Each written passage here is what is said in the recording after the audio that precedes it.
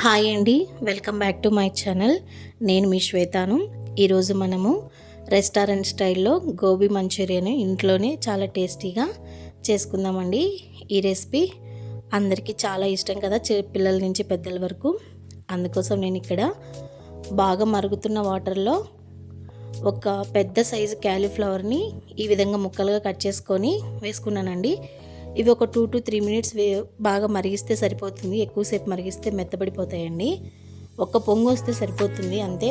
ఇలా వీటన్నిటిని తీసి పక్కన ఒక బౌల్లోకి తీసుకొని ఇప్పుడు ఇందులో కూడా చల్ల వాటర్ వేసేసి వీటిని కూడా వంపేసి ఈ విధంగా పక్కన పెట్టుకున్నాను.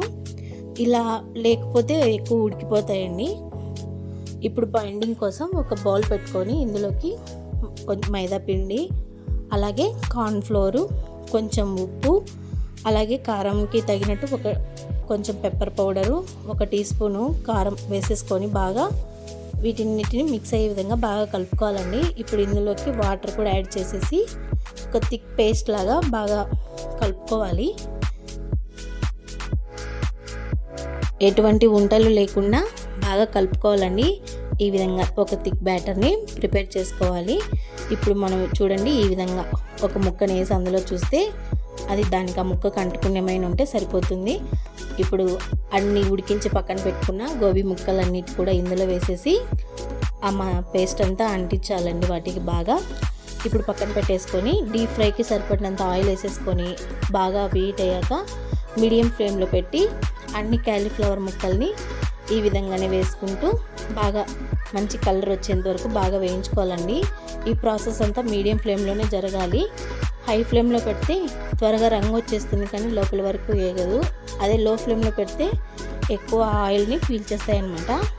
సో కొంచెం మీడియం ఫ్లేమ్లో పెట్టుకొని వీటన్నిటిని బాగా వేయించుకోవాలి. ఇలాగే అన్ని క్యాలీఫ్లవర్ ముక్కల్ని కూడా వేయించుకున్నాక అన్నీ తీసి ఈ విధంగా పక్కన పెట్టుకున్నాను నేను.